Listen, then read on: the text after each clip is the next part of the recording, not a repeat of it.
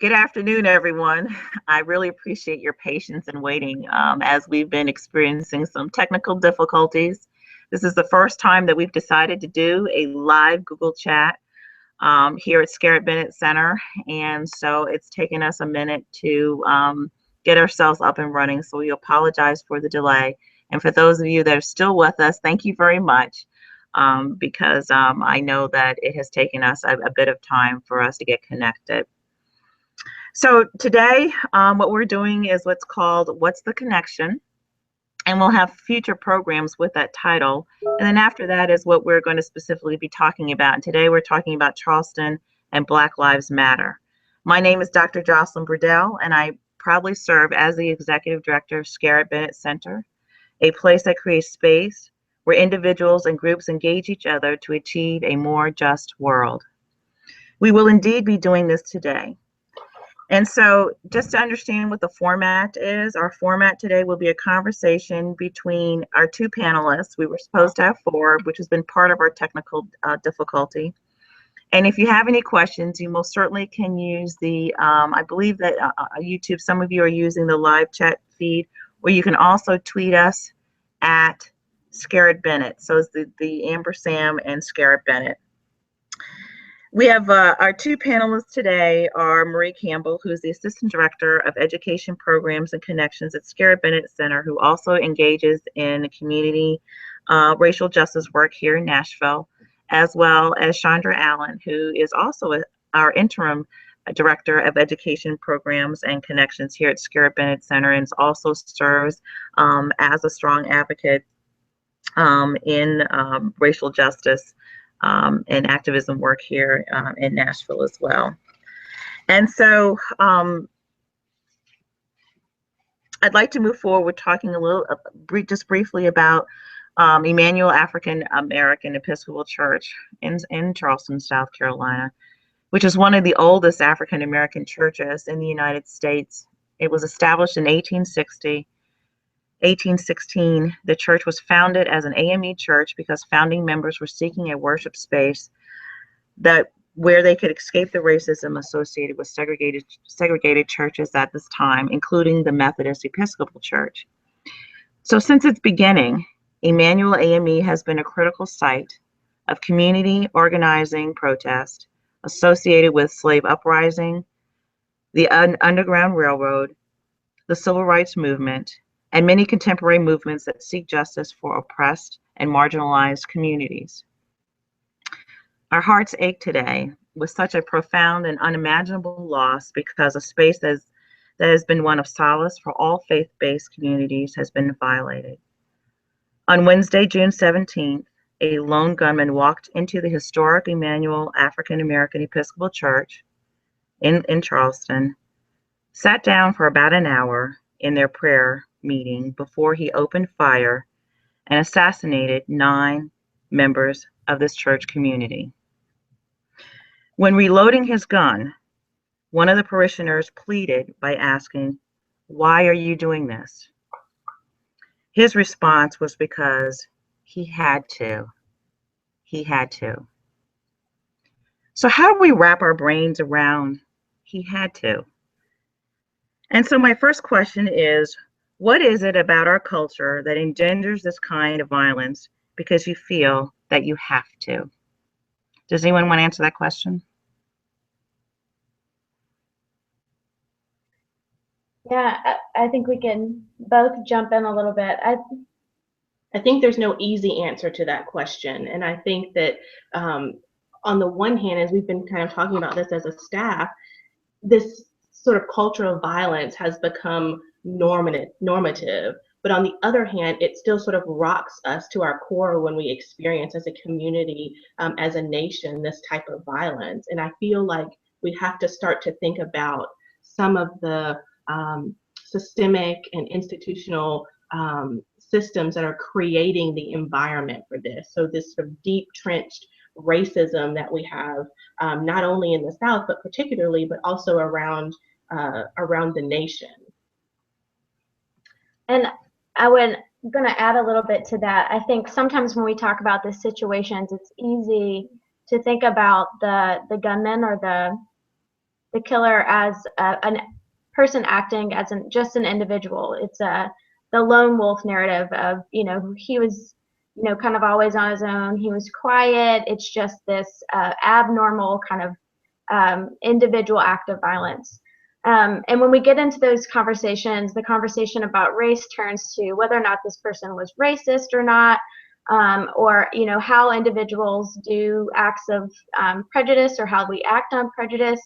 And when we talk about race that way, or we talk about situations of violence this way, we kind of miss the larger context. And the larger context for me really is white supremacy. Is that individual acts like this are reinforced by systems in our society that are systematically set up to both exploit and exterminate Black and brown people. And when we aren't thinking about it that way, we get into these kind of endless debates over whether an individual is racist without seeing that everything about our society is built to disenfranchise people of color. And when we don't talk about that, when we're kind of missing the bigger picture, that the whole culture is built around violence, and violence that makes the lives of white people privileged in a lot of ways, and systematically makes the lives of brown and Black people endangered. I think Marie makes a great point with what she just said. And so one of the beginning steps is we have to figure out, or be bold enough to sort of name what's happening, and not try to make it an isolated incident, or say perhaps this was attack on all people of faith. That, that's not the case. This was, what we see as a hate crime targeted at people who are African American. So if we're able to name that and not try to water it down or make it something else to make it more maybe understandable or approachable, if we can name that, I think that that's a powerful start in being able to have this conversation. Because we see, even in the recent past, so many incidences where you can see African Americans and African American communities being impacted by this type of violence. And so all the stories that we see on the news that are in the media, but all the ones that are not as well, the names that we don't know.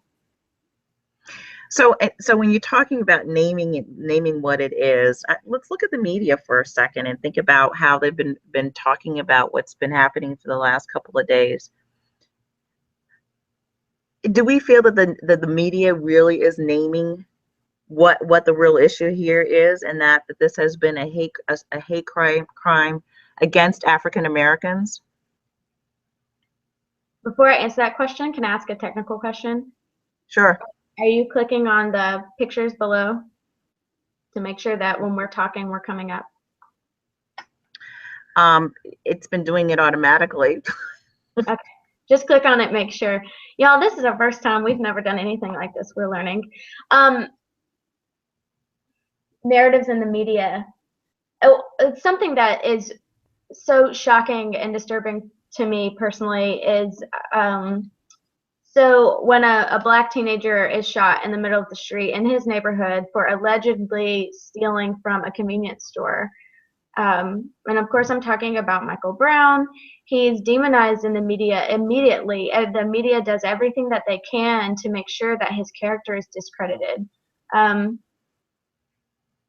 this is not the same treatment that a white young man like Dylan is getting in the media. Even in the way that he was apprehended. He came out of his house escorted by multiple police wearing a bulletproof vest. That is fundamentally a different kind of value being placed on his life than are placed on African Americans.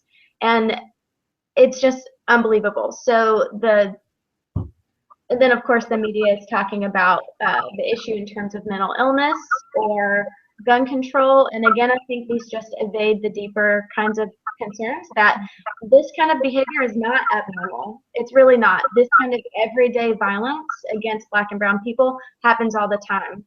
And this young man had these symbols on his jackets that are symbols that represent governments that at one point were run by white people and then now have been, taken back. And so it kind of represents this idea of white supremacy that, white people want to maintain this kind of power. Whenever that's threatened, then this violence happens. And that's what this is about. It's not about mental illness, and it's not really even about gun control to me. And I think some of the things that I've seen that I've been really impacted by, especially, are some of the pieces in the media that are lifting up sort of these issues that Marie keeps talking about, sort of this idea of systemic and institutional racism, that it's beyond gun control and mental illness, that we are starting to see these narratives framed in a way that I think is really the path to seeking justice and to seeking truth when these kinds of acts of violence happen. So you're seeing, one of the ones that comes to mind that I read this morning is a piece by Reverend Jennifer Bailey talking about, the righteous rage that happens and the anger that happens from people of faith, that can be an appropriate response to that. While we're calling for sort of peace and understanding and compassion, what are the places of action that we can take to keep preventing this or creating a new narrative? So those are the things that I try to think about, that we want to have these conversations, but then what's the next step? Where's the action piece? And I do think that some of the media pieces are starting to lift that up and ask those questions. And yes, and I'm really hoping that despite this tragedy, that that this is an opportunity to have a different kind of conversation here in this country. President Obama, one of the things I found very striking last night as I was watching news media, President Obama was on, and over time has been seen expressing his condolences for a variety of mass shootings and assassinations in this country, and has finally responded, by saying that we're the only country in the world that has these kinds of incidents, and that at some point I felt that he was challenging us as a country, as when are we going to do something about it? When are we going to begin finding a solution to this issue? What do some of you think? What do you think in terms of what might some of those solutions be for us as a nation? I mean, I know that it's vast. I know it's big, but yeah, it's foundational, because white supremacy is written into the foundation of this country. Of course, it started with the European settlers colonizing and extincting indigenous peoples, and then the enslavement of Africans, and then under the guise of manifest destiny, taking land from Mexico and exploiting labor into modern day slavery now. So it's in every single system of our society. So to me, what it looks like to start dismantling some of the structural racism means looking at these institutions. And one institution in particular is our prison system. Do you want to talk more about it? Talk more about the prison system? Yeah. Well, I mean, I think that the conversation around restorative justice and trying to figure out the best ways to, I don't know if the right word is not rehabilitate, but to think about sort of these acts of violence, as Marie said, is sort of in a larger context. And so if we look at the prison system and who is in there for how long and for what type of sentence, we see disproportionately it's black and brown people, and that the crimes or the offenses that they allegedly commit are much less usually than other inmates. And so I mean, I think you can pick any institution really to start thinking about where are these sort of deep-seated institutional systemic paradigms that create inequality and sort of perpetuate it even more. And I don't know if I have all the answers to that. I mean, what I hope we will do is start to have these conversations so that these types of issues and some sort of ways of looking at systems come to the fore, and so that we sort of collaborate, that this is not, I think the other piece is that this is not something that one group, one discipline, or any of that can solve on its own. It's really going to take a collaborative effort for people who are sort of desperately seeking justice for marginalized and oppressed communities, that I think we begin by having conversations like this, and hopefully that trickles out. But I know that it can't stop with a conversation. And if you're thinking about sort of specific actions to have, one of the best things that I think I've read online is sort of, have these conversations in the communities that you interact with the most, especially, I would say for our white sisters and brothers, that don't be afraid to have these conversations in your own circles where maybe diverse folks aren't present, that you can do this initiated on your own. And I know that that's happening, and I'm not saying it's not, or that people feel like they can't do that. But that's maybe one of the things I might suggest, is to begin to have these uncomfortable conversations, and to think that there's so many small ways that we see these types of things allowed to thrive. So it might be a racist joke at a family reunion. It could be a stereotype someone says when they're having a good day or a bad day. But I just think about some of those small things, and if those types of things go unchecked in our presence, then we are saying this is okay. And that's not the case. I mean, I know those are very small ways. I'm just sort of trying to think, here as quickly as I can, but those are some of the ways I think we can begin to have those conversations. Another institution I think of is our public education system, and how quickly funding and support is being drained from public schools. And that quickly becomes an issue about what kids can get into which kinds of schools and what neighborhoods are being supported or not. And so another way is to just, think about the everyday institutions that we interact with on a daily basis. Where are kids going to school? What is the racial makeup of the school? What kind of funding is it getting? And learning to be advocates everywhere we are, to make sure that all kids and all people are getting the same opportunities. And I'm thinking about maybe taking this in a different direction, because, Reverend Pinckney was an activist. He was a prophetic social justice person who really was trying to make a difference in this world, not only in his church community, but also in South Carolina as a senator. And now his family is grieving because he's no longer here, because these are things that we've all been doing over time for so many years. And, I began thinking about whether or not we need to approach some things differently. So, for example, the young man who allegedly, I'll say allegedly right now, although I believe he did say that he was responsible this morning. So, said that I'm starting to wonder that there were people around him who knew that he had a problem. And that kind of hate doesn't just happen overnight. And I'm getting to the point in time that whether or not we start thinking about how our parents, our friends, and people that we have conversations with and haven't done anything about it are just as responsible. Because it would seem to me this could have been reported a lot sooner than it was. You have any thoughts on that? Yeah, I think that's definitely true. And it seems like every time situations of mass violence happen, most of the time we hear, well, some people knew about it, they didn't say anything. It seems to be a pattern. I don't know what else to say about it. It's hard to say, what could have been done. And I guess the question goes, how much are we responsible for our neighbor? And that's, I think, one of the huge questions. And I hope that we sort of are tuned in and care for one another enough to be able to speak out on something like this, or I don't know what the right answer is, because you never know someone's sort of innermost thoughts necessarily, and kind of what's really going on. But maybe just being more connected with one another.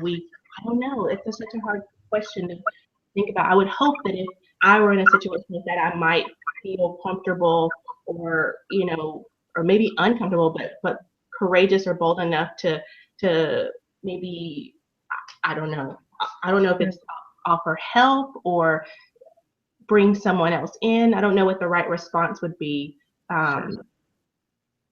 but I would hope that we care for one another enough that at least there would be a concern raised, perhaps. Mm-hmm. Mm-hmm. Sure, and I think I'm saying that, but I'm also wanting to take it another level. As parents, those of us that are parents, we teach our children a certain set of values and standards and morals in which to live by. And so clearly with this particular individual, he received a certain set of standards. And I sometimes get to the point in time of whether or not how accountable we want to make through the court system other people for behavior that is as heinous as the behavior that just happened. So I'm not necessarily trying to flip the script on the conversation, but I just want to make sure that that thought is out there in terms of where we should be or where we are. Do you have any other thoughts or things that you might want to add before we bring this to a close?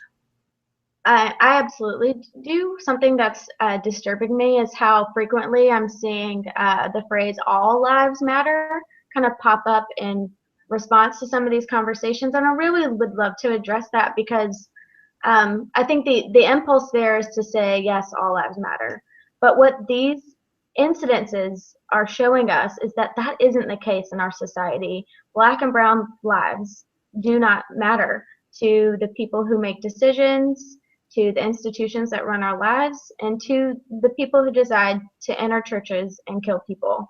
And so to say in response to a situation like this, all lives matter is really kind of an insult, because the point is that if all lives matter, Black people wouldn't be killed as often as they are by white people.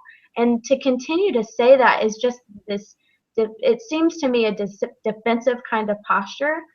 And I would really love to plead with my white sisters and brothers to stop saying all lives matter until it can actually be true, and it isn't true right now. If we valued all lives the way that we value our own, we wouldn't have systems that are set up to make people's lives terrible, and we wouldn't have individuals, creating heinous crimes like this. So I would just want to put out a call to be more careful with our words and to listen. People are literally crying out, saying, our Black and brown sisters and brothers saying, our lives don't matter. We need you to listen, and we need you to make a difference. And I hope that we could listen to that and really take it to heart. And that each of us has a responsibility to be part of this sort of continuous justice seeking work, that we hopefully will collaborate and do it together, but we can't depend on others to do this work, that we all have to be part of it to start really seeing sort of lasting institutional and systemic changes. And that comes from folks who are in the positions of power, but also the grassroots. I mean, I think it's from the top to the bottom and the bottom to the top. Well, I want to take this opportunity to first thank both Marie Campbell and Chandra Allen for participating in this. Given our technical difficulties, we really needed to sort of change our what we had originally planned. And I also want to thank all the individuals who have been participating in this. I'm not sure if anybody had any questions. I'm not seeing any questions, and I didn't see any tweets or anything else like that. So I want to thank all of you who have been listening in, and hopefully next time we do this, we most certainly will, it will be a lot smoother than it was. Again, our condolences to the families and friends and the community of Charleston, but for all of us as well, in terms of, because we all are grieving for what happened. As I indicated before, the church, our synagogues, our mosques have been places that should be a safe haven for ourselves, in terms of a place to have prayer, and that was violated on Wednesday. So again, thank you very much, and have a blessed day. Bye-bye.